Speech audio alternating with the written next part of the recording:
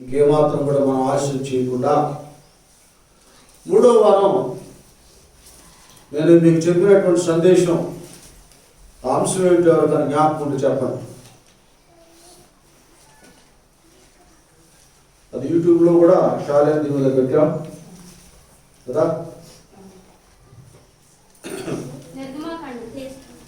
అదే ఆ సబ్జెక్ట్ చెప్పాడు కదా. ఆ మాట ఏ మాట అది? 1, 2 సాగి లేదా అది శాలేం దీవుల్లో కూడా ఆ అంశం ఉంటుంది. సాగి పోవుడి అనే మాట ఒక్కటే. ఇక్కడ 15వ వచనంలో 14 సాగి పోవుడి. ఎందుకంటే ఎందుకు ఇలా అడుగుతున్నట్టు మీరు చూస్తున్నారో చూడట్లేదో, వింటున్నారో వింటలేదో ఇది కూడా తెలుసుకోవాలిగా. మర్చిపోతే జ్ఞాపకం చేయాలి. మీరు వినను వినకపోయినను ప్రతి సేవకుని యొక్క డ్యూటీ ఏంటంటే తప్పక సువార్త ప్రకటించాలి. అయ్యో సువార్త ప్రకటించకపోతే నాకు శ్రమ అని పౌలు భక్తుడు అన్నాడు. ఇర్మీయా గ్రంథంలో కూడా, ఇర్మీయా ప్రవక్త కూడా అది. ప్రతి సేవకునికి తన కర్తవ్యం వాక్యం చెప్పాలి, ఆత్మీయ బిడ్డలని బలపరచాలి. ద్వితీయోపదేశ కాండం అనేటటువంటిది ఎందుకు మళ్ళీ రాశారంటే ఒకసారి అయిపోయింది బోధ, ద్వితీయంగా 2వ పర్యాయం ఉపదేశం.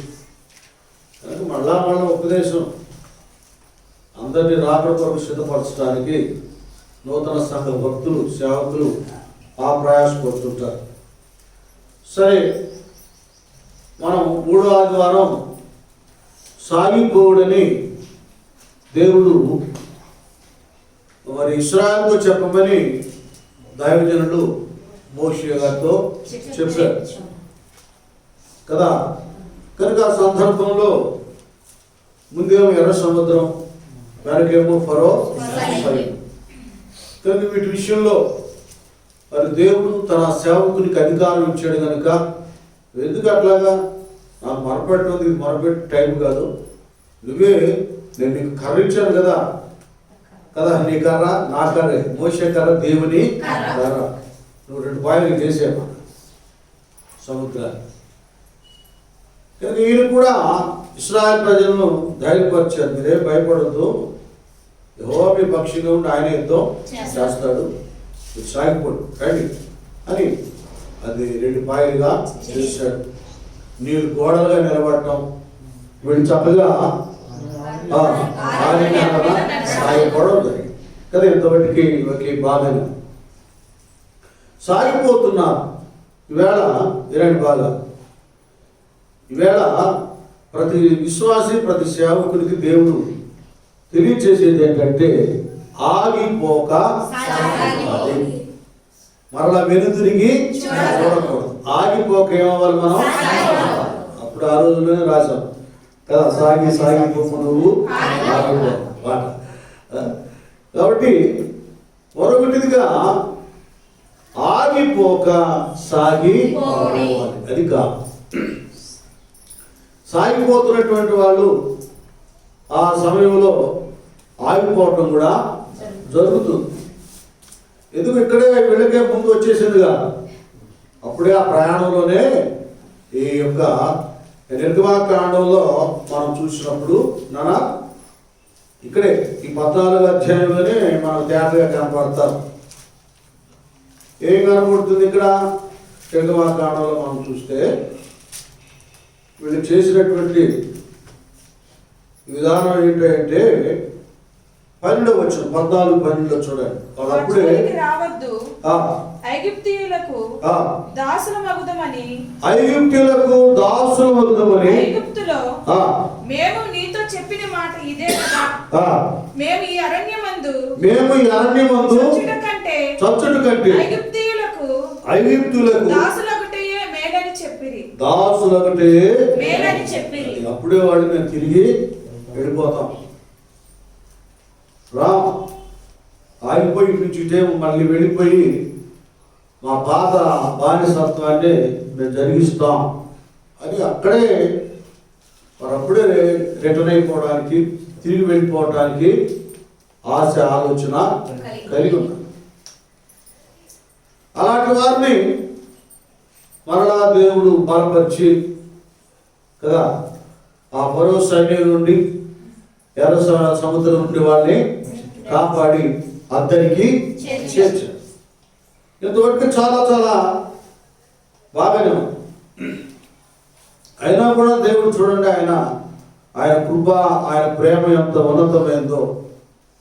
ఏదో విషయంలో మనం ఆగిపోదాం కదా, భక్తిలో అంతకు ముందు అంత సాగిపోవడం, ఇది సాధ్యపడటం లేదనేటువంటి ఆలోచన ఆ సమయాల్లో ప్రతి వ్యక్తికి వస్తూ ఉంటుంది. అయినా కూడా పరిశుద్ధాత్మ దేవుడు తెలియకుండానే మరొక ఉన్నతమైనటువంటి ఆలోచన, తలంపును మనకు కలుగు చేసి మనం ఆగిపోకుండా అలాగే ఆత్మీయతలు సాగిపోవటానికి కృపను దయచేస్తున్నాడు. ఎందుకంటే నిత్యము పరిశుద్ధాత్ముడు మనలను విన్నట్టి ఉంటాడు, తన ఆత్మతో నడిపిస్తూనే ఉంటాడు. శారీరకంగా, భౌతికంగా మనమైతే ఏమండి ఎప్పుడో పడిపోయేవాళ్ళం, చెడిపోయేవాళ్ళం. పరిశుద్ధాత్ముడు ఉన్నాడు కనుక, ఆయన కాపుదల ఉంది కనుక, ఆయన కంచె ఉంది కనుక, ఆత్మ నడిపింపు ఉన్నది కనుక మనం నేర్చించిపోయిన ఆలోచన అనుగ్రహించి బలపరిచి ఆయన మనలను ముందుకి. ఉదాహరణకి ఏలియా లాగే కదా, ఏలియా నీరసించి అలా పడిపోతే నీకు ప్రయాణానికి మించిన ప్రయాణం ఉంది కదా, శక్తికి మించిన ప్రయాణం నీకు ఉంది, ముందు ఆహారం తిను అని ఆ ముందు ఆహారం పెడితే తిని ఆయన ఎంతగానో చురుగ్గా పరిగెత్తుకుంటూ ముందుకు సాగిపోయాడు. ఇలా నిజంగా దేవుని యొక్క కార్యాలు చాలా ఉన్నతంగా ఉంటాయి. ఒక గడియల్లో దుష్టుడు మనల్ని పడేయడానికి కొన్ని ఆశలు చూపిస్తాడు. వయసును బట్టి వాడు ఆశలు చూపిస్తాడు. ఎవరి బిడ్డలు ఎలా పడేయాలో, నడి ప్రాయంలో ఉన్నవాడిని ఎలాగా పడేయాలో, ముసలాన్ని ఎలాగా పడేయాలో, వాళ్ళ ఆశను బట్టి, అపేక్షను బట్టి వాడు వలేస్తాడు. అయితే దేవుడి కృప మనతో ఉంది కనుకనే వాటిలో బంధించబడకుండా విడుదల పొందుకుంటున్నాం. ఇది దైవ శక్తి. ఏమండి, ఇది మన శక్తి కాదు, దేవుని శక్తి. ఇది దేవుని యొక్క కృప. దేవుని స్తోత్రం, హల్లెలూయా. అయితే కొన్ని పర్యాయాలు ఆదికాండం 19వ అధ్యాయము మనం 17వ వచనానికి వెళదాం. ఆ దూతలు వారిని వెలుపలకు తీసుకొని వచ్చిన తరువాత ఆయన నీ ప్రాణమును దక్కించుకున్నట్లు పారి పొమ్ము, నీ వెనక చూడకము, ఈ మైదానములో ఎక్కడను నిలువక నీవు నశించిపోకుండా ఆ పర్వతమునకు పారిపోమ్మని చెప్పగా. అది చూసారు. ఒక నిమిషం ఇక్కడ నా వైపు చూడండి అందరూ. ఇది సందర్భం, ఈ సంఘటన ఏంటంటే దాదాపుగా మీ అందరికీ తెలుసు. ఒకప్పుడు అబ్రహాముతో తన సహోదరుడు కుమారుడైన లోతు కలిసి ఉన్నాడు. దేవుడు అబ్రహామును పిలిచినప్పుడు అబ్రహాముతో పాటు నేను కూడా వస్తాను నానా అని లోతు తన భార్య, 2 కుమార్తెలతో ఆ దేశాన్ని వదిలిపెట్టి రావడం జరిగింది. ఇంతబట్టి బాగానే ఉంది. వచ్చిన తర్వాత లోతేం లాస్ కాలేదు.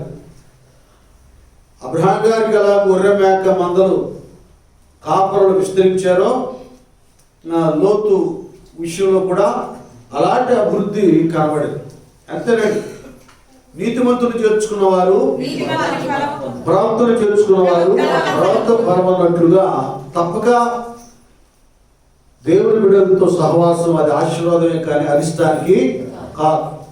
కొంతమంది తెలియకే ఒక్కోసారి భక్తుల మాటలు కఠినంగా, కఠోరంగా ఉంటే కనుక వాళ్ళకు దూరం అయిపోతారు. అండి, మేలుకోని స్నేహితుడు ఏం చేస్తాడు? గాయం చేస్తాడు. పగవాడు ఏం చేస్తాడు? లెక్కలేని ముద్దులు నాశనం కోరుకునేవాడు మాయ మాటలు చెప్తుంటాడు. ప్రీతికరంగా ఉంటే, ఇంపుగా సొంపుగా ఉంటే కానీ తుదక ఈ నాశనానికి మన మేలు కోరుకునేవాడు. మనం ఏ అవిధేయతలో, లోపములో, పాపములో ఉండకుండా కఠినంగానే మాట్లాడతాం. ఉదాహరణకి మీ అమ్మే వాస్తవం గారి మాటలే చాలా కఠోరంగా ఉంటాయి. ఆ అంతరంగంలో ఒక కప్తం కానీ, కీడు కానీ కదా, ఇలా కావాలని ఏది ఉండదు. బిడ్డలు ఏ పొరపాట్లు, ఏ లోపంలో ఉండకుండా దైవ నియమంలో బ్రతకాలని ఆమె కఠినంగానే మాట్లాడినప్పుడు కఠినంగా ఉంటాయి. ఎందుకంటే మరి తండ్రి తాను ప్రేమిస్తున్న కుమారుడు ఏం చేస్తాడు చెప్పండి? శిక్షిస్తాడు. తండ్రి ప్రేమిస్తున్న కుమారుడు ఏం చేస్తాడు? శిక్షిస్తాడు. ఎందుకు ప్రేమిస్తున్నాడు? వాడు నష్టపోకూడదు, బిడ్డ మంచిగా ఉండాలి, క్రమశిక్షణలో ఉండాలి. క్రమశిక్షణ కావాలంటే శిక్ష కావాలి. ఇంకంతే. అటువంటి మాయ మాటలు, ప్రసంగాల వల్ల విశ్వాసాల బ్రతుకులు పవిత్రంగా ఉండవు. ఏమిటి? బట్టలు ఇచ్చాం, మురికి బాగా ఉంది, ఇక్కడ ముంచి లేపితే పోతా మురికి. అక్కడ నాకు తెలుసు కదా, పోతా. వాషింగ్ మిషన్ ఒక్కోసారి సరిగ్గా పోవు. బ్రష్ కొట్టడం, ఇంకేదో చేయటం. మా దగ్గర కాలాల దగ్గర, ఇక్కడ ప్యాంటుకి అయితే అక్కడ అడుగు బాగా, అక్కడ భయంకరంగా ఉంటాయి ఇవన్నీ. అవి ఎలాగైతే ఎంత గట్టిగా, ఎంతగా దానికి కష్టపడాలో, ప్రయాసపడాలో, రబ్ చేయాలో అలా చేస్తేనే ఆ మురికి పోదు. కనుక ఒక్కోసారి మనతో స్నేహం లేక మన గురించి, మన మేలును గురించి, మన ఆత్మీయ జీవితం బాగుని గురించి ఇష్టపడేటటువంటి వారు వాళ్ళ మాటలు కఠినంగానే ఉంటాయి. మనం బాగుపడ్డాం. అబ్రహాముతో లోతు ఉన్నంత వరకు చాలా దీవించబడ్డాడు. ఇంకంతే. ఏమైందంటే ఈ గొర్రె మేకలు, మందలు, కాపర్లు ఎక్కువ లేక వీళ్ళకి కొద్దిగా తగులు జరుగుతుంది. వీళ్ళు గొడవలు, గందరగోళాలు అవుతా ఉంటే, బాబు ఇట్లా ఉంటే లేనిపోయింది, రక్త సంబంధంలో వీళ్ళ బట్టి మాకెక్కడ తగాదాలు అవుతాయేమోనని ఇంకా అబ్రహాం గారి నాన్న మనం ఇలా సపరేట్ అవుతామమ్మా, ఎందుకంటే చాలా ఇదేదో గొడవ ఉంది, చివరికి వచ్చేలేకే అదేదో మన మీద పడేటట్టుంది ఈ ప్రభావం అన్నప్పుడు, వాస్తవంగా అయితే అది కాదుగా నాన్న, తెలివిగా మనం కలిసే ఉంటాం, ఎట్లాగో వాళ్ళు ఎలాగో సపరేట్ చేయాలి, ఏ ప్రాంతానికి పంపించాలో అది నువ్వే ఆలోచించి పంపించాలి అనాలి. లోతు అనాలన్నమాట. ఇంకైతే అంటే అప్పుడు లెక్కలు ఎలాగుంటాయో కదా, ఎలాగో తూర్పు వైపు మీరు వెళ్ళండి అబ్బాయి, అదో కాపర్లు, అలోతు కాపర్లు ఆ మందలు తీసుకున్నట్టు వెళ్ళండి అనేవాడేమో కదా, మీరు పరవాడు వెళ్ళాలని తన కాపర్లు చెప్పేవాడు, ఏదో తెలివిగా చేసేవాడు. ఇదే అవకాశం దొరికిందిలే, నేను చాలా డెవలప్ అవ్వచ్చు, వేరుగా ఉంటే చాలా అభివృద్ధి చెందొచ్చు అనుకున్నాడు లోతుగా. లేదండి, కొంత సమయం వరకు మనం నీతిమంతులను, భక్తులను హత్తుకునే ఉండాలి. అది ఉండాలి. ఎంతవరకు ఉన్నాడు యెహోషువ కదా, మోషే దేవుని దగ్గరికి వెళ్ళేంత వరకు ఉన్నాడు. ఇంకంతే. మొత్తానికి ఆయన నాయకుడి, ఈ గుంపు కాదు ఆ గుంపు. ఈ సూత్రాలు చాలా మంది తెలియట్లా. ఇది బంగారు గుడ్డు పెట్టే బాతులు కోసుకున్నట్టు చేసుకుంటారు. రోజుకు ఒక గుడ్డు పెట్టింది, అబ్బా రోజు ఒకటి పెడుతుంది, పోతే ఎన్ని ఉంటాయి అనుకుంటున్నాను. ఆయన అజ్ఞానం చూడండి. కొంతమంది నేను ఎట్లా ప్రసవం చేస్తాను, ఎంత కప్పుకుంటాను, అసలు లేని అయితే సేవ ఎట్లుంటుంది అనుకుంటాను. చాలా పొరపాటు, సరైనది కాదు. ఒక చిన్న అనుభవం నేను మీకు చెప్తాను. అప్పుడు మన దగ్గర గుంటూరు హెడ్ క్వార్టర్లో ఒక సహోదరుడు ముఠా పని చేస్తూ ఉండేవాడు. అతను కేసు ఉండి జైలు కూడా వెళ్ళాడు. అక్కడ ఆ ప్రాంతంలో నేను ఒక 10 సంవత్సరాల క్రితం ఆ ఫోటోలు పెడతా ఉండేవాడు. ఇస్రాయల్పేట, రామరేడుపేట అంతా భయంకర వేరే కదా. పెడతా ఉన్నప్పుడు వాక్యం విని మొత్తానికి పట్టుబడ్డాడు. ప్రార్థన చేస్తే చక్కగా ఆ కేసులన్నీ కూడా కొట్టివేయబడ్డాయి. బాగుంది. తర్వాత కొంతకాలానికి భార్య భర్తలు ఇద్దరు రక్షించబడ్డారు. ఒకే బాగుంది. ఇంకా ఒకప్పుడు అతను అట్లా ఉండేవాడు కదా, ఒక రౌడీకి ఉండేవాడు కదా. ఇప్పుడు మారితే అందరూ ఆశ్చర్యపడి ఇంకా అందరూ అన్నాడుతున్నాడు కదా, మనవాడు వెళ్దామని దాదాపుగా ఒక 5 మంది ఆయన బట్టి వచ్చేవాడు. 5 మంది వచ్చేవాడు అన్నమాట. అంత భయంకరుడే మారేవాడు అంటే ఏంటి? ఇక్కడ దేవుడు దాని శక్తి ఉందని వచ్చేవాళ్ళు. వాళ్ళలో కూడా చాలా మంది బాప్తిసాలు పొందారు. ఈ లోపు ఏమైందంటే ఒక గాయకుడు, ఏందయ్యా ఇంతమంది తీసుకెళ్ళి అక్కడ ఆయనకి అప్పగిస్తున్నావు, ఆ సందాలన్నీ హాయిగా ఆయనకి పోతని, అది నువ్వు ఒక మందిరం పెట్టావు అనుకో, వీళ్ళ దగ్గరికే వస్తారు. ఇక్కడ దశభాగాలు, కానుకలు అన్నీ నీకే వచ్చేస్తాయి.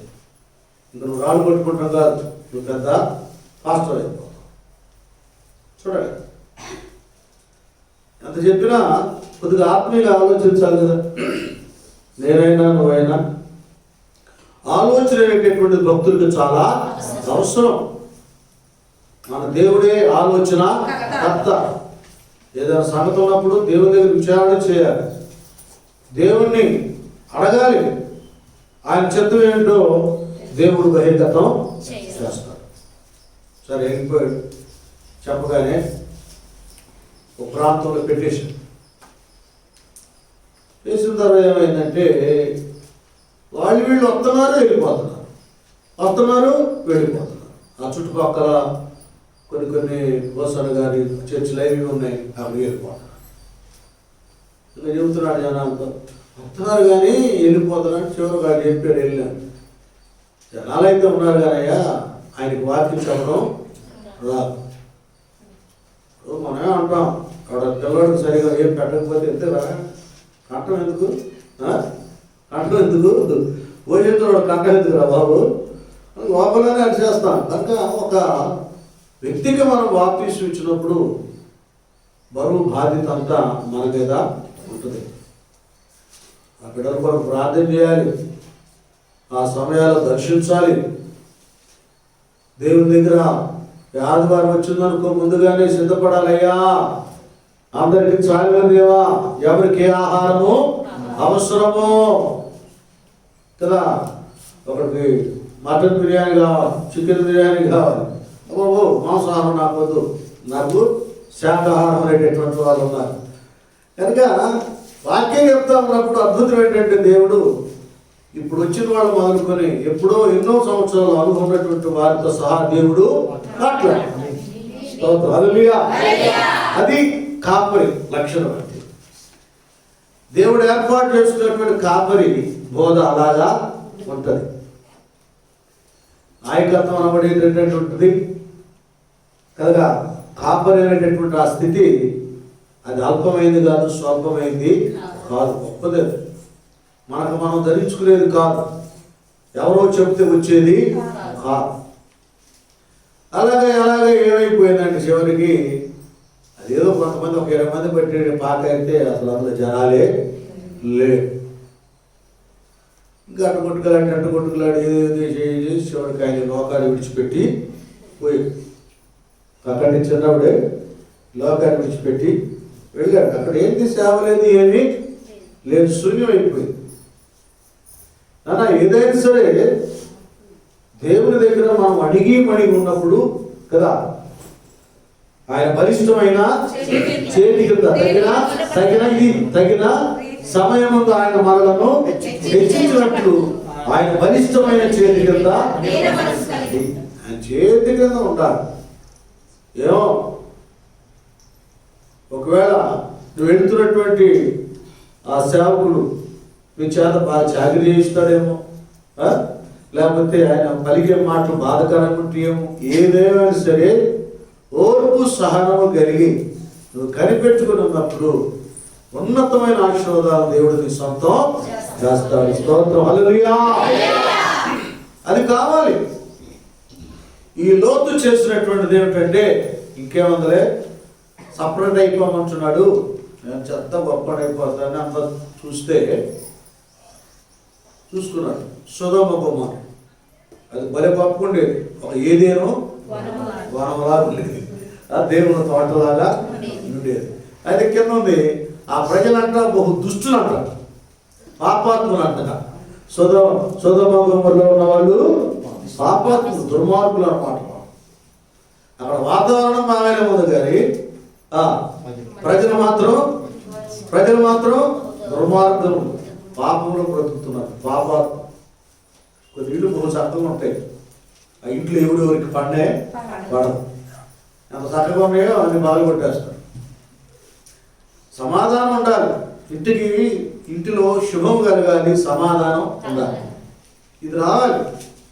దేవుడున్న స్థలంలో ఇరుగ్గా ఉన్నట్లు ఉంటుంది, ఇబ్బందిగా ఉన్నట్లు ఉంటుంది కదా, ఏమి లేనట్లుగా ఉంటుంది. కానీ ఆశ్చర్యకరుడైన దేవుడు మానదిన ఆహారం నేడు మాకు ఏ గడికి ఏది కావాలని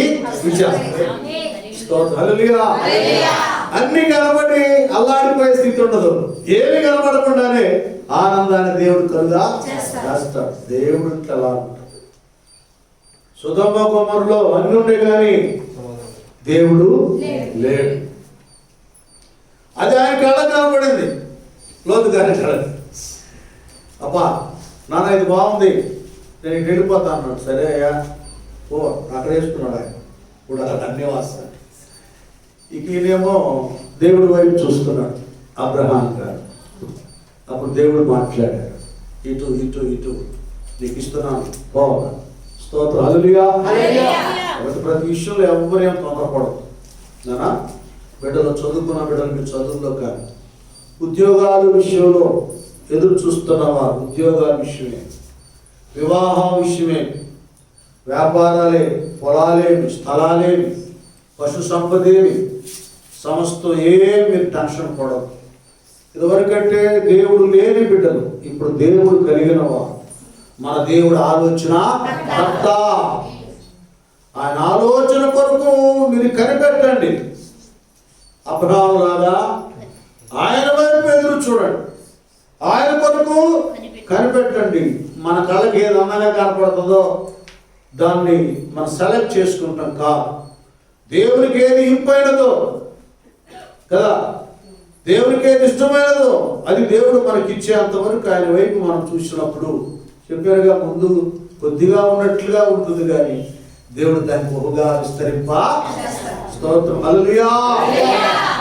అలాగనే అబ్రహాం గారి విషయంలో దేవుని ఆలోచన ప్రకారం ఆయన చూపు మేరకు అలా ఫాలో అయ్యి దేవుడు చెప్పినట్లుగానే ఆయన తన గుడారాన్ని ఏర్పాటు చేసుకున్నాడు కదా.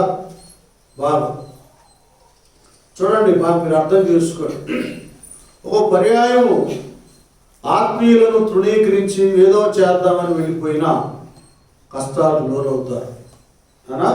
ఒకటి ఇది నా వైపు చూడండి, నేను మీకు తెలిసిన రిఫరెన్స్లే కాబట్టి. మరి ఆదికాండం 14లో చదవద్దు. 14లో ఇక ప్రారంభమైంది పోరాటం. మరి లోతు ఫ్యామిలీ ఉన్నటువంటి సొదొమ గొమొర్రా మరి ఒక 4 దేశాలని శత్రు రాజులు వచ్చేసి మొత్తం దోచుకొని కొలగొట్టుకొని అక్కడ ఉన్న స్త్రీలను ధనాన్ని దోచుకొని వెళ్ళిపోయారు. ఆ సంగతి అబ్రహాం గారికి తెలిసింది. తెలియగానే ఆయన దగ్గర కేవలం 318 మంది. ఎంతమంది? నేను ఇప్పుడు అడిగితే చెప్పాలి. ఎవరట వాళ్ళు? అలవర్చబడినవా. ఎవరు? ట్రైనింగ్ అయ్యారు, ట్రైన్డ్ పర్సన్స్ అన్నమాట.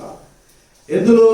ప్రార్థనలో, యుద్ధములో, కర్రస్వాములో, రకరకాల వాటిల్లో వాళ్ళు నైపుణ్యతను కలిగి ఉన్నారు. మామూలు కాదు. చూస్తుంటేనే ఒక సినిమా తీయాలనిపిస్తుంది అన్నమాట. భక్తులకు ఉండే కదా క్రిస్టియన్ ఫిలిమ్స్.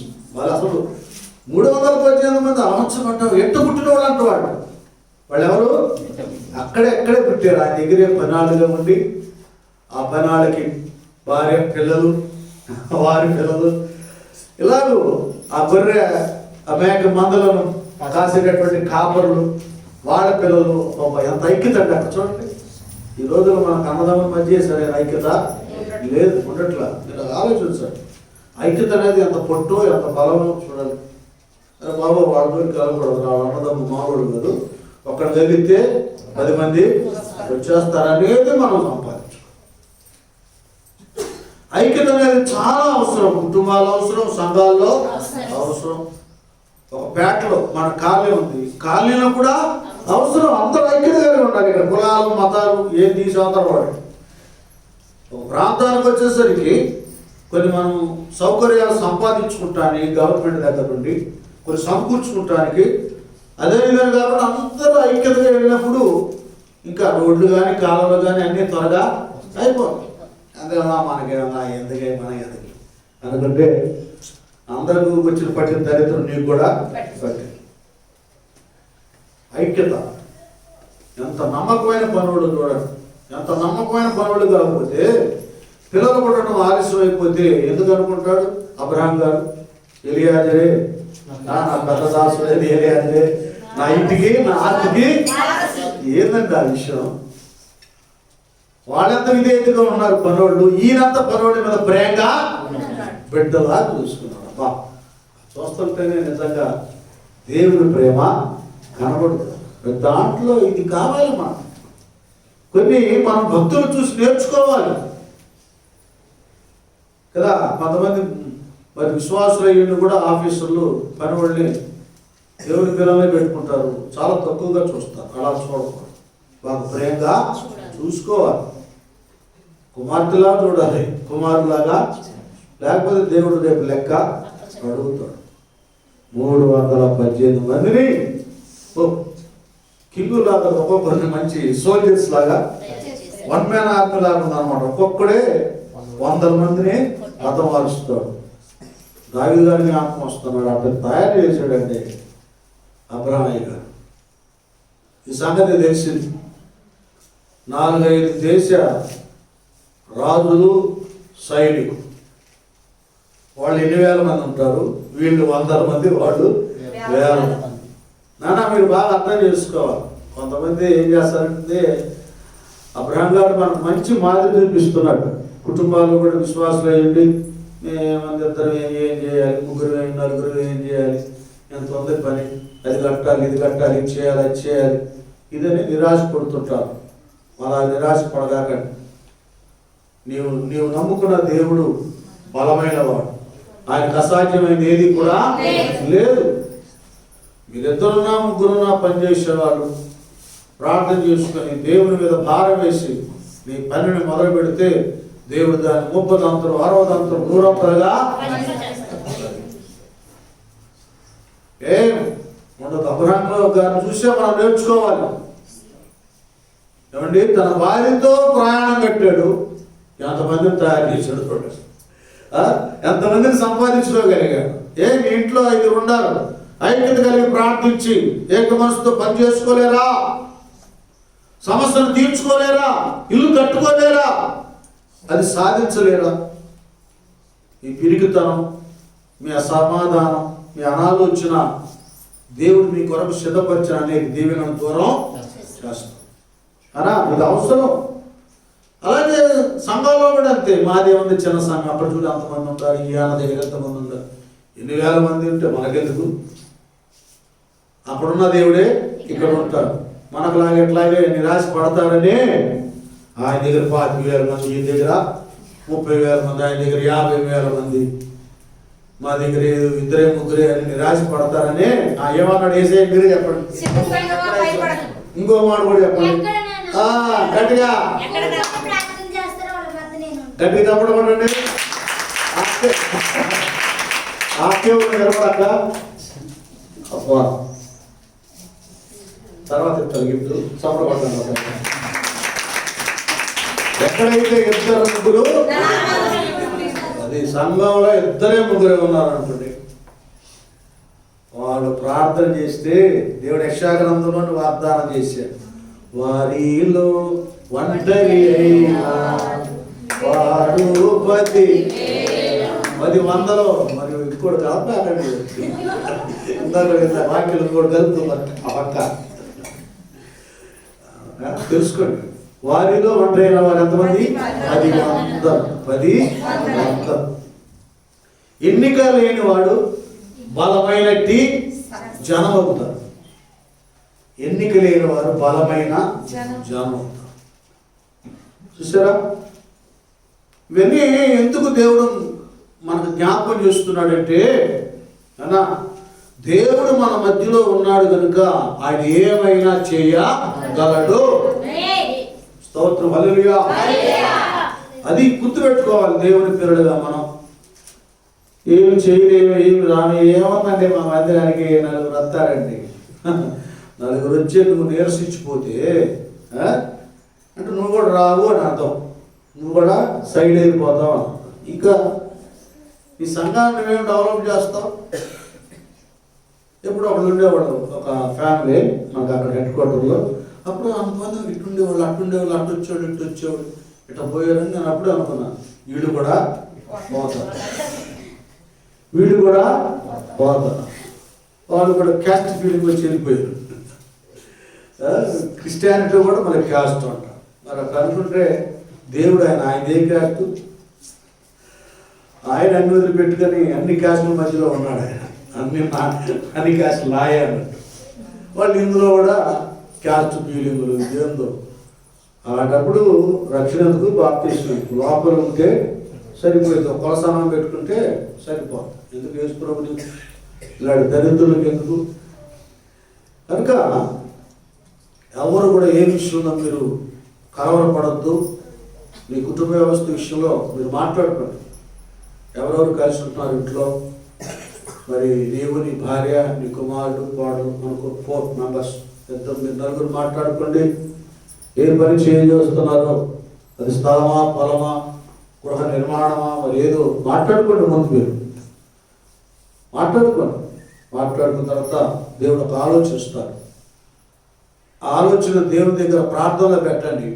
ఆ తర్వాత దేవుడు ఏ రూపేణ మీరు సహాయం పొందుకోదలిచారో, ఆర్థిక పరంగా, వస్తు పరంగా, వాహన పరంగా, మరొక రకంగా, ఆ విధంగా దేవుడు మీకు సహాయం చేస్తారు. కానీ ఇది వాస్తవం. స్తోత్రం, హల్లెలూయా. తప్పక దేవుడు చేస్తాడు. ఇక్కడ 318 మంది అయిపోయి తయారయ్యారు. 20 సంవత్సరాల నుంచి 50 సంవత్సరాల లోపు కూడా అన్నమాట. ఎప్పుడైనా అంతే కదా సురేష్? అంతే కదా. మొదటి నుంచి అదే కాలువ 6 లక్షల కాలువలు అంటే 50 సంవత్సరాలు లోపు, 20 సంవత్సరాల పైన 50 సంవత్సరాలు లోపు.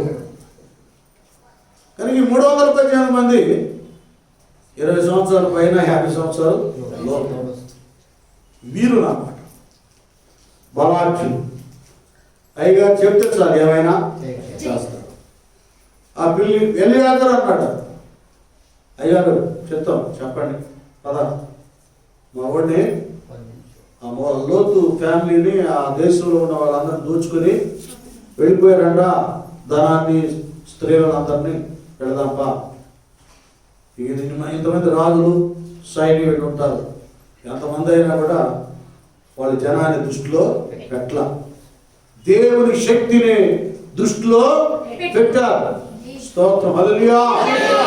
అమ్మో అంతమంది అని వెనుతిరిగి చూడలా, వెనకంజ. ఎంత సమస్య అయినా, అది లక్షల కోట్ల రూపాయలైనా, ఈ దేవుడు నీ పక్షంగా ఉన్నాడు. నిండు మనసుతో, నిండు హృదయంతో ఆయన స్తుతులు చెల్లించు, ప్రార్థన చేయి.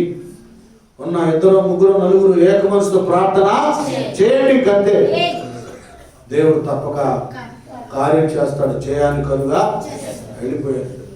వెళ్ళిపోయారు, దూసుకొని వెళ్ళిపోయి వెంటబడ్డారు. తరిమేరు అంట. మొదలు తీస్తే చాలాసేపు ఉంటుంది, తీయద్దు మీరు, టైం కూడా తిరిగిపోతుంది.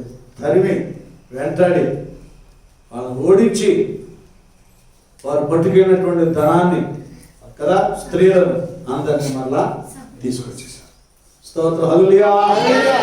వెనక తిరిగి చూడొద్దు. ఈ కష్టం వచ్చింది, శ్రమ వచ్చిందని ప్రార్థన చేయటం మానొద్దు. సహవాసం మానొద్దు, విజ్ఞాపన మానొద్దు, ఉపవాసాలు మానొద్దు. నువ్వు చేయవలసినటువంటి పోరాటం నువ్వు చేయి. యుద్ధమే పోరాటం ఉంది కదా. ఏం నేర్పాడంట? నా చేతులకు యుద్ధము, నా వేళకు పోరాటం. ఇది మన యుద్ధం ఏంటంటే, వాళ్ళ యుద్ధమేమో అబ్రహాము యొక్క పరివార యుద్ధం ఏమో కత్తితో, ఏమండి, కర్రలతో. మనదేమో ప్రార్థన పోరాటం. దేవుని స్తోత్రం, హల్లెలూయా. కనుక మన చేతులకు యుద్ధము, మన వేళ్లకు పోరాటం. మోకరించండి, ఇద్దరు ముగ్గురు ఇంట్లో ప్రార్థన చేయండి, దేవుడు మీకు జయాన్ని కలుగా చేస్తాడు. యేసు రక్తమే ఏవేవి పోగొట్టుకున్నారో మరలా అవన్నీ తీసుకొచ్చి వాళ్ళకి అప్పగిచ్చేశారు. నీవు గతించిన సంవత్సరం ఏమేమి పోగొట్టుకున్నావో, ఎంత నష్టం నీకు కలిగి ఉందో, ఈ నూతన సంవత్సరం అవన్నీ దేవుడు నీ చేతికి అప్పగించును గాక. కంటికి కనబడని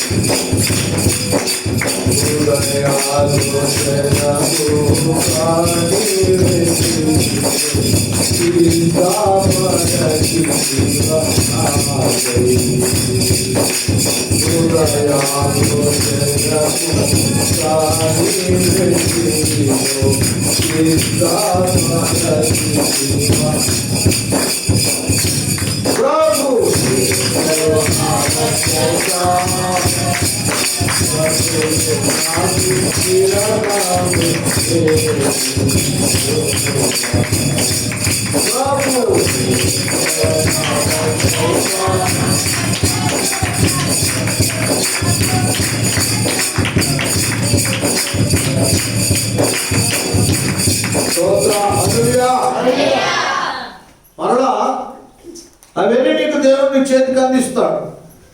రెండంతల ఆశీర్వాదాలు ప్రభువు నీ సొంతం చేస్తాడు.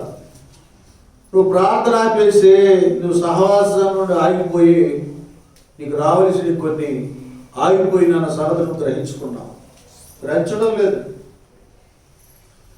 ఆగిపోకూడదు, వెనదిరిగి చూడకూడదు, వెళ్ళిపోవడం ఇంకంతే.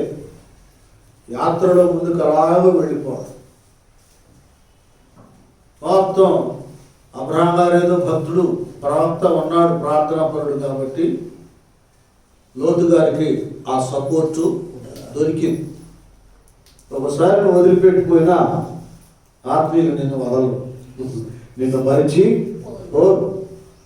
ఆ ప్రార్థన మళ్ళీ మాకు మేలుకరంగా, సహాయకరంగా ఉంటుంది. కొంత విషయం అలాగే దేవుడు ఒక ఛాయిస్ ఇస్తాడు.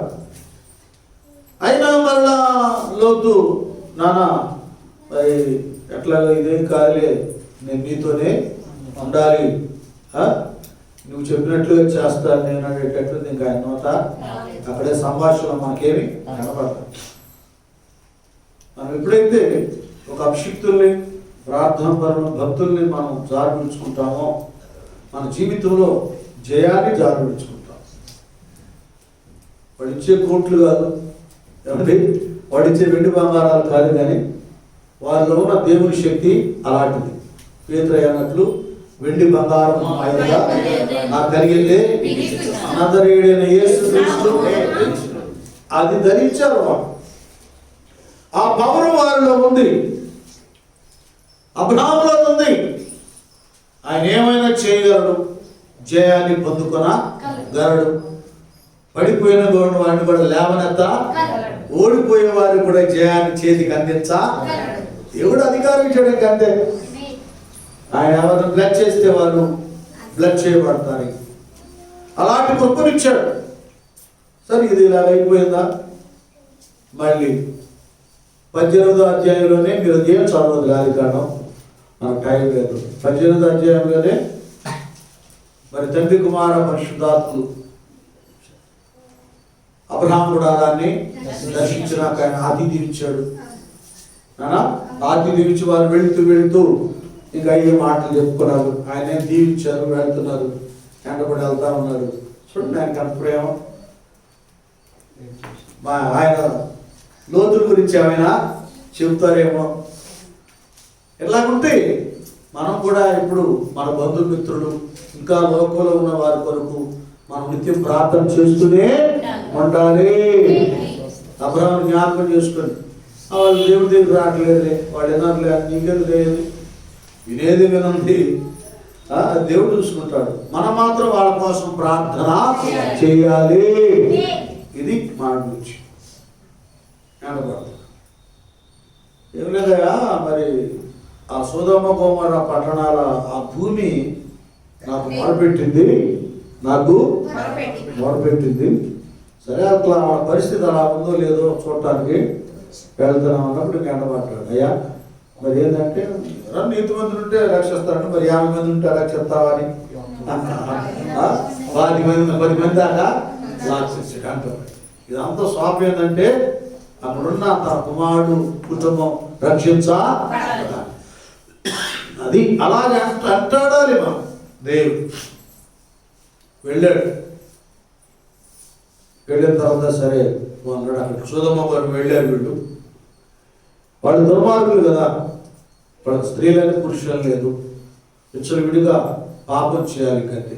ఆ సమయంలో వాళ్ళు ఏదో చేస్తే వాళ్ళకి కనుమొప్పు కలిగించి ఏదో తారుమారు చేసి ఆ తర్వాత ఇక లోతుతో తన కుటుంబంతో దేవుని దూతలు మాట్లాడారు. లేండి, ఈ స్థలాన్ని విడిచిపెట్టి బయటికి రండి. ఇంకా అన్నాడు, అంత దూరం వెళ్ళలేము కానీ దగ్గరలో సోయర్ అనే ప్రాంతం ఉందయా, అక్కడికి వెళ్తామన్నా. సరే వెళ్ళిపోండి, మీరు మాత్రం వెలి తిరిగి చూడొద్దు. నాన్న వినండి, వెలి తిరిగి చూడొద్దు.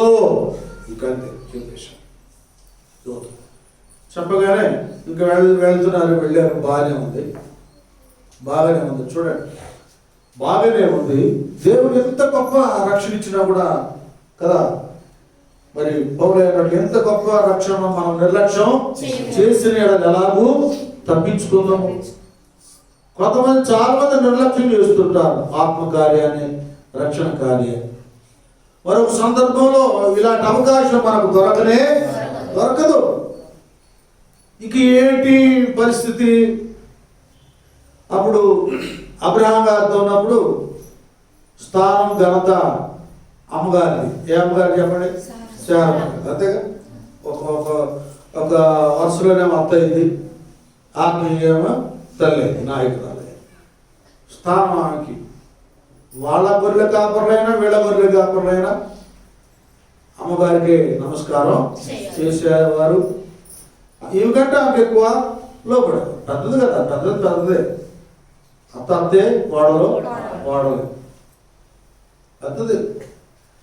ఇక సపరేట్ అయిపోవాలి, నాయకురాలు అయిపోయింది. ఏకి పత్రం అంతా వచ్చింది. ఇంకా అందరూ అమ్మగారు, లోతమ్మ గారు దండాలండి.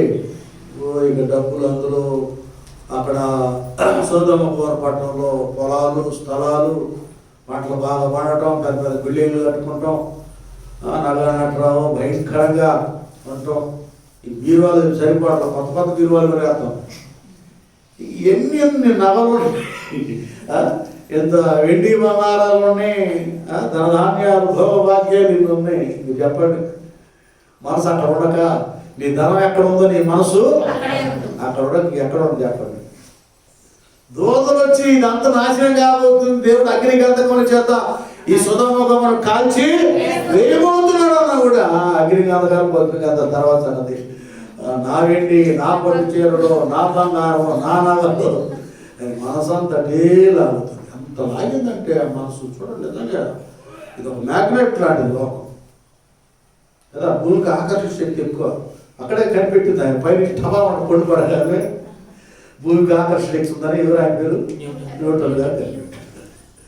మంచి ఆకర్షణ శక్తి ఉంది.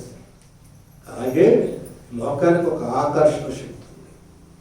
మన పవిత్ర జీవితం నుండి కూడా మనల్ని తన వైపు లాక్కుంటుంది. అంత ఉంది కనుక దానికి ఆకర్షించబడక దేవుళ్ళు హత్తుకోవాలంటే పరిపూర్ణంగా వాక్యం చేత మనం పెంచబడాలి. వాక్యంలో ఉన్నవాడు ఏ పాపానికి లోను ఆకర్షించబడు. ఇంత చెప్పినా కూడా ఏం చేసింది? వెనుదిరిగి చూసింది. అందుకే యేసయ్య అన్నాడు లోకాసు వార్తలో, లోతు భార్యను జ్ఞాపకం చేసుకోండి. విశ్వాసులారా, భక్తులారా, లోతు భార్యను జ్ఞాపకం చేసుకోండి. ఒకవైపు అగ్ని గంధకాలు చేరువుగా ఉన్నా కూడా ఆమె చూపు అంతా కూడా సుధమ గోమరు వైపు. ఆమె చూసింది ఏమైపోయింది నాన్న? ఉప్పు స్తంభం అయిపోయింది. అది కరగని ఉప్పు. మామూలు ఉప్పు అయితే నెలలు అయితే జరిగింది. వరద తుఫాను వచ్చినా కూడా అది కరగదు. కాబట్టి మనం వాక్యం వైపు కాక విశ్వాసకర్త కొనసాగించు యేసు వైపు కాక లోకం వైపు మనం చూస్తే లోతు భార్య అయినట్లుగా ఏ స్తంభం అవుతాం మనం? అంటే ఇక మన హృదయాలు కరగనే కరగం. ఇంకది ఇంకా డబ్బులు, లోకము, ఇక ఇదే ఈ ఆశలోనే ఉంటాం. స్థితి అంతా కూడా చిన్నాభిన్నమైపోతుంది. వెనుదిరిగి చూసి ఒక ఉన్నతమైన రక్షణను ఆమె పోగొట్టుకుంది. నానా రక్షించబడ్డ మనము ఆగిపోక వెనుదిరిగి చూడక యేసయ్య వైపే చూసి సాగి వెళ్ళాలి. మనం ఒక మాట చెప్పి నేను ముగిస్తాను. మళ్ళీ ప్రభు చేతం అయితే దీన్ని సీరియల్గా 3వ వారం చెప్పుకుందాం. ఎన్నో పర్యాలు మనం చెప్పుకున్నాం. యేసు ప్రభు వారు ఆ గలిలయ సముద్రం ఆ నీళ్ళ మీద నడుచుకుంటూ వస్తున్నారు. శిష్యు బృందం ఏమో ఎక్కడ ఉన్నారు? ఎందులో ఉన్నారు? వాళ్ళు ధోనిలో ఉన్నారు. పడవలేక ధోనిలో ఉన్నారు. ఇక వాళ్ళు భయపడి దేవునికి భయపడి ఉణుకుతున్నారు. బాబు అమ్మ ఎవరో కాదు మన ప్రభు వారే వస్తున్నారు అని అందరు చాలా హ్యాపీ అయిపోయి ఆశ్చర్యపడ్డాడు. ఈయనేంట్రా బాబు నేల మీద నేల మీద నడుస్తున్నాడు, ఎంత ఆశ్చర్యకరుడు ఈయన, ఎంత శక్తివంతుడు అని అనుకుంటున్నా. కానీ ఆవేశపరుడు ఉన్నాడుగా, కొంతమంది చూస్తే పేదలు గుర్తుకొస్తాడు అనమాట. ఆయన అన్నాడు, ప్రభా నేను కూడా వస్తాను. ఓకే, దేవుడు మాత్రం ఆయన అన్నాడు, నా యందు విశ్వాసం వచ్చిన వారు నాకంటే గొప్ప కార్యాలు చేస్తాడు. ఆయనలాగే ఉండాలి, తన భక్తులు తన పిల్లలని ఆయన ఆశ. ఇంకంతే, ఇంకా ఎక్కువ కార్యాలు చేయాలని ఆశ. చాలా సంతోషించాడు యేసయ్య. ఈ 12 మందిలో ఎవరు కోరుకోలేదు ఈ కోరిక? ఎవరికి రాలేదు ఈ ఆలోచన? నా శిష్యుడికి వచ్చింది. అయ్యా కమా రాబోతున్నా, నడుచుకుంటే హ్యాపీగా వస్తున్నాడు. బాగా నడిచేవాడు యేసయ్య వైపు చూస్తే నడవాలా? అలా వినండి మీరు బాగా. ప్రార్థనకు వచ్చే మనము మన ఆలోచన తలపు ప్రభు మీద ఉంచే రండి, రావాలి. ఇంకంతే. ఇంకా ఏటి వైపు మన తలంపులు మన చూపులు వెళ్ళినప్పుడు బలహీనులు అయిపోతాం. ప్రభుని గురించి ఆలోచించి చూచినంత వైపు బలపరచబడుతూ ఒక్కొక్క అడుగు ముందుకి వేస్తాం. ప్రభు ఆలోచన దూరం అయిన తర్వాత దాని గురించో దీని గురించో శ్రమల గురించో సమస్యల గురించో శోధనల గురించి ఆలోచిస్తున్నప్పుడు అడుగు తడబడుతుంది, ముందుకి వెళ్ళలేమో. వెళ్ళాలని వెళ్ళకుండా ఎటువైపు చూశాడు నాన్న? అది గాలి వైపు చూశాడు. సముద్రం గాలి వస్తుంది, నిలబడింది, ఎటు చూశాడు? గాలి వైపు చూశాడు. మన విశ్వాస యాత్రలో ప్రయాణంలో చక్కగా సునాయాసంగా వెళ్ళిపోతూ ఉంటాం. వాళ్ళు వీళ్ళు వచ్చి వ్యర్థమైన కబుర్లు కూడా చెబుతారు. ఏముందా, అట్ట అయిపోయింది, ఇట్ట అయిపోయింది, అట్ట అయిపోయింది. ఇది గాలి కబుర్లు అంటారే, ఆత్మీయ జీవితాన్ని పతనం చేయడానికి. అటువైపు నువ్వు చూస్తే నీ ప్రయాణం ఆగిపోతుంది. ఇక్కడ శ్రమలైనా శోధనలైనా ఇరుకులైనా ఇబ్బందులైనా మన ప్రభు వాక్యం వాగ్దానం వైపు మనము చూడాలి. అది ఆ వాక్యం వైపు మనం చూస్తే ఈ వాక్యం నన్ను బ్రతికించున్నది, నా బాధలు ఇదే నాకు నెమ్మది. చక్కగా ముందుకు వెళ్ళిపోయేవాడు. యేసయ్యతో కలిసి మళ్ళీ దోణి దగ్గరికి వచ్చేవాడు చక్కగా.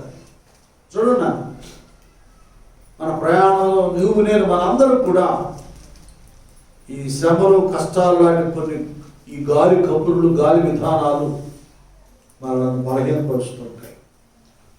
ఆయన ఆ గాలి వైపు చూచిన వెంటనే ఏమొచ్చింది పేతురు గారికి? భయం. అది కొన్ని వస్తాయి, కబుర్లు వినబడుతుంటాయి. అప్పుడు మనం చెప్పాల్సింది యేసు రక్తమే.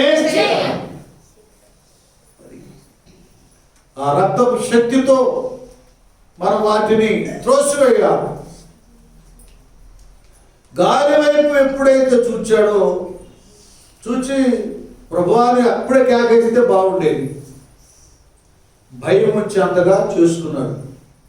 ఇక భయపడిన తర్వాత ఆ తిన్నని చూపు డిస్టర్బ్ అయిపోయింది, తొలగిపోయింది. తిన్నని చూపు తొలగిపోయి ఇక భయపడి ఆగిపోయింది ప్రయాణం. నీటి మీద ప్రయాణం ఆగిపోయింది. మునిగిపో సాగను అని స్పష్టంగా పడుతుంది. అది ఒక్కోసారి ఈ లోక యాత్రలో మనం చక్కగా ముందుకు వెళుతూ ఉండగా కొన్ని సందర్భాల్లో లోకంలో పడిపోతాం. కొంతమంది పడిపోయిన వాళ్ళు ఇంకా అట్టగా ఉంటారు, పైకి లేవకుండా. పడిపోయినట్లుగా ఉంటాడు. ఇక్కడ ఒక తెలివైన పని చేశాడు. అందుకే దేవుడు పేతురుకి ఒక ఉన్నతమైన స్థానం ఇచ్చాడు. మన అందరం కూడా పేతురులేండి. ఇక్కడ ఎవరు పెద్ద ధైర్యస్తులు ఎవరు లేరు. ఆ సమస్యలను కష్టాలను బట్టి మనం కూడా భయపడుతుంటాం. అయితే పేతురయ్య చేసింది మనం కూడా చేయాలి. ఏం చేశాడు అక్కడ పేతురయ్య? ప్రభువా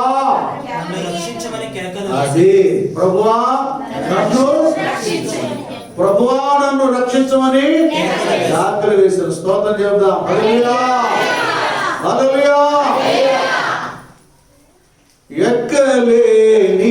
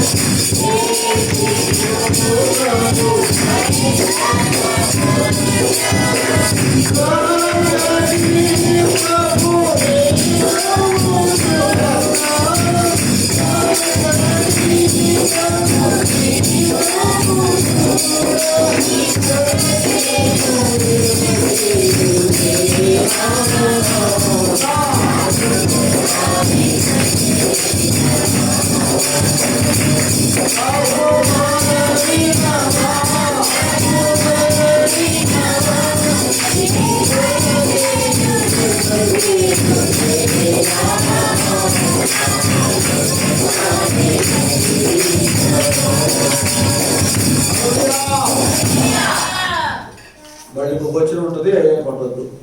నాలుగు ప్రాణము తల్లడగా మరి గుదిగంతము నీకే నేను కొనపెడుతున్నాను. కనుక మన ప్రాణం తలడిల్లిన, ఎక్కలేని పరిస్థితి అయినా, శ్రమాశోధన కలిగిన పేతురే మనందరికి చక్కగా చూపించాడు మార్గం. ఏం చేశాడు? ప్రభువా నన్ను రక్షించమని.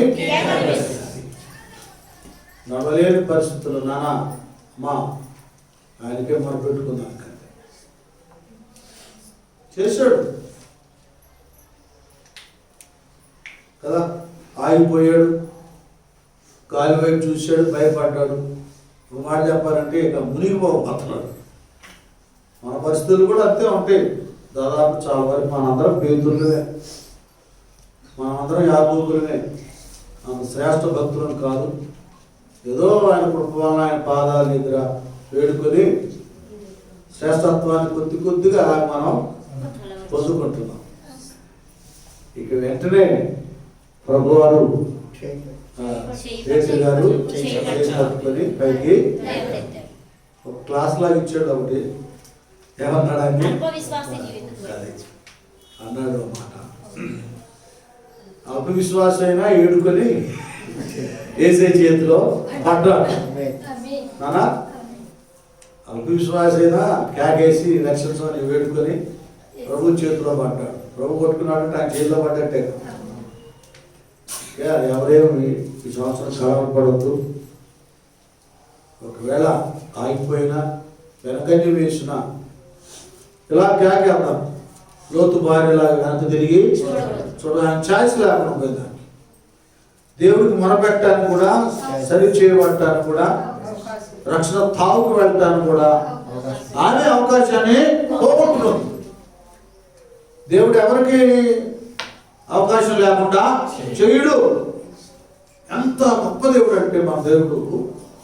ఆయన శిలువలో సర్వమానవాళి కొరకు రక్తం కారుస్తూ ఇక మరణించే గడిలో సమీపమున్న ఆ చివరి గడిలో కూడా ఇద్దరు దొంగలకి ఛాయిస్ ఇచ్చారు.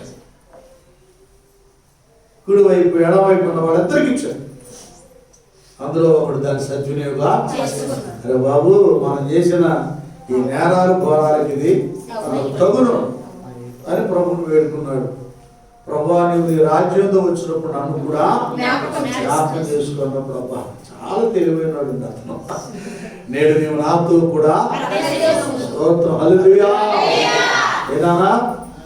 అలాంటి వాడే అన్ని నేరాలు ఘోరాలు చేసిన వాడే ఆ ఉన్నతమైన స్థితిని, స్థానాన్ని సంపాదించుకున్నాడే. నువ్వు నిత్యం దేవుని మందిరానికి వస్తూ పోతున్నావు. నువ్వెందుకు డీలా పడిపోవాలి, బలహీనుడు పోవాలి, బలహీనురాలు కావాలి, దిగజారిపోవాలి? ఇది చక్కటి అవకాశం ఉంది నీ జీవితంలో. నువ్వు సరి చేసుకుంటానికి, సర్దిద్దుకుంటానికి, బాగుపడటానికి, నిలబడటానికి, ఆత్మను పొందుకుంటానికి, వరాలు సంపాదించుకుంటానికి, ప్రభు దగ్గర నీకు ఏ లోటు ఉందో దాన్ని సరి చేసుకుంటానికి, ఏది పోగొట్టుకున్నావో దాన్ని సంపాదించుకుంటానికి అన్నిటికీ దేవుడు నీకు అవకాశం ఇచ్చేసాడు. ఇంక అంతే, వదిలేసాడు. చెప్పు, రావడమే నువ్వు. డాడీ నాకు ఇది కావాలా, తీసుకో. డాడీ ఇది తప్పు చేశాను, ఇంకా చేయండి డాడీ, క్షమించాను అన్న, మళ్ళీ ఇప్పుడు చేయగలరు అన్నీ. అంత సన్నిహితం అండి. అందులో ఎవరే కొట్టండి, రాళ్ళ కొట్టండి, అది ఇదని నోటికి వచ్చినట్టు ఆ పాప స్త్రీని ద్వేషిస్తూ దూషిస్తున్నప్పుడు ఆ ముందు ఆమెను తప్పించాడు. ఈయన పాపం. సరేనా నాన్న, మంచిదే, నీలో పాప చేయనోడే అన్నట్టు మొదట అదే నువ్వు నేనంటే నేనేం చేసింది ఏడు తీశాడు అని రాయి. మీలో అనగానే ఒక్కొక్కడు బ్రతుకు కనపడింది. ఆయన దేవుడు, ఆయన మాట వేరు, మన మాట వేరు కదా. మనసారి ఇల్లు కలిసింది ఒక్కడు మారడం. అదే ఆయన హృదయం కదిలిస్తే. మీ పెదనాన్న గారు ఏం పేరు, నర్సయ్య గారు, నతాడేలో పెట్టారు. ఆయన ఏమో నాకు తెలీదు, నాకెందుకు బాప్తిసం దేవుడు పెట్టింది. నా ప్రార్థన తెలియదు, ఏమి తెలియదు, ఎప్పుడు నేను ఎక్కడికి వెళ్ళలేదు ప్రార్థనకి. దేవుడు పెట్టిన మనసు దేవుడు ఇచ్చాడు ఆయనకి. మీ అందరూ ప్రార్థన ఉన్నాయి, సంఘ ప్రార్థన ఉంది. ఆయన మాట్లాడాలి. ఆయన మాట్లాడాడు కనుకనే ఆయన నరసయ్య గారు నతానేయులుగా మార్చబడ్డాడు. నేను బాప్తిసం తీసుకున్నాను కనుక మీలో అనగానే ఒక్కొక్కడు బ్రతుకు కనపడింది. చిన్నగా రాడు జారి నుంచి వెళ్ళిపోయారు. ఈయన ఆ స్త్రీని ఒక మాట కూడా నేను కూడా ఏం చేయను, కానీ ఒకే మాట, ఇక నుండి నువ్వు పాపము.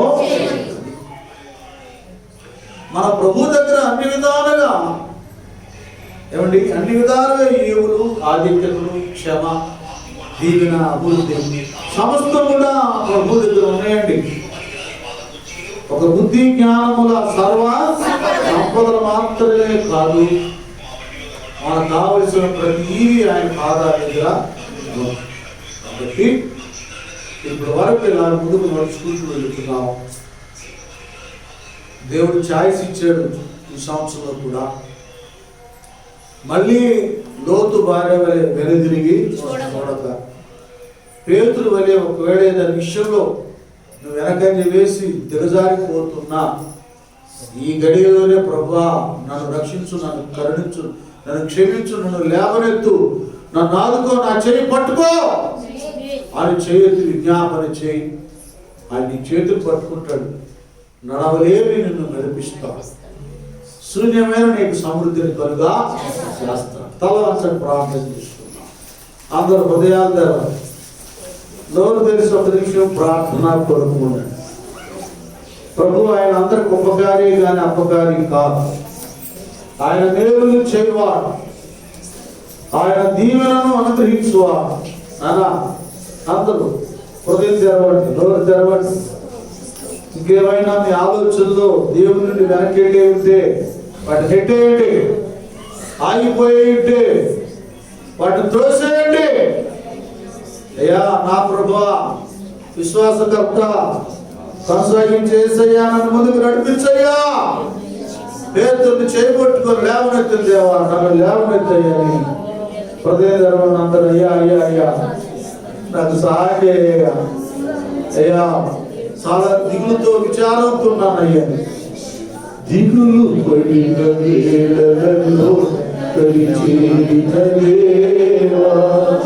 శ్రమించిన దేవా, ఆగిపోక వెనకని వేయక సాగిపోవని ధైర్యపరుస్తూ నన్ను ఏ రీతిగా మేము ముందుకు వెళ్ళాలో మమ్మల్ని హెచ్చరించారు, మమ్మల్ని బలపరిచారు, మమ్మల్ని ఆదరించారు. స్తోత్ర. చిత్తమైన వాక్యం అర్థం కాక అందరూ హృదయాల్లో ఫలించడానికి సహాయం చేయండి. తదుపరి కార్యక్రమం అంతట్లో ఉండండి. యేసు నామమున వేడుకుంటూ ప్రార్థిస్తున్నాము తండ్రి. ఆమేన్.